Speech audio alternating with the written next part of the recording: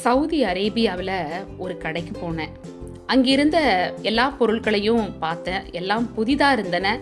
ஆனால் பழங்கால வடிவமைப்பில் செய்யப்பட்டிருந்தது. அதை பார்த்தபோது தேவனுடைய வார்த்தை எனக்கு நினைவில் வந்தது. தேவன் நம்மை புதிய சிருஷ்டிகளாக மாற்றுகிறார். ஆனால் அவர் கொடுத்த பழைய விசுவாச பாதை, பழைய சத்தியம், பழைய வேதாகம போதனை இன்று கூட மாறல இல்லையா? உலகம் புதிதாக தோன்றினாலும் புதிதாக மாறினாலும் தேவனுடைய சத்தியம் என்றும் நிலைத்திருக்கிறது. பழைய வடிவத்தில் புதிய பாத்திரங்கள் இருந்தது போல பழைய சுவிசேஷ செய்தி இன்று கூட புதிய இதயங்களை மாற்றிக்கொண்டே இருக்கின்றன. இயேசு கிறிஸ்து நேற்றும் இன்றும் என்றும் மாறாதவராய் இருக்கிறார்.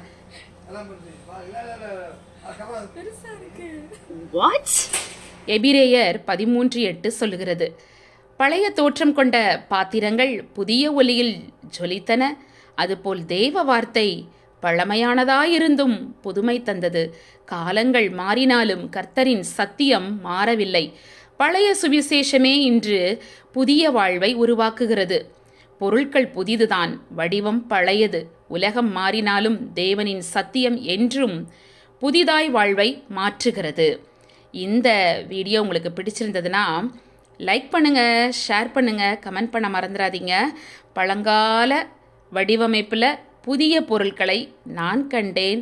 அதைத்தான் உங்களோடு கூட பகிர்ந்திருக்கிறேன். இவையெல்லாம் நாங்கள் இருக்கும் பகுதியில் இருக்கிற ஒரு சின்ன கடையில் போய் பார்த்தா ரொம்ப சூப்பராக இருந்தது. இதை பார்த்த உடனே இந்த ஒரு குட்டி கதையும் கவிதையும் மலர்ந்தது. அதைத்தான் உங்களோடு கூட நான் பகிர்ந்து கொண்டேன். ஆமாங்க, இந்த வீடியோ கண்டிப்பாக உங்களுக்கு பிடிச்சிருக்குன்னு நான் நினைக்கிறேன். தேங்க்யூ.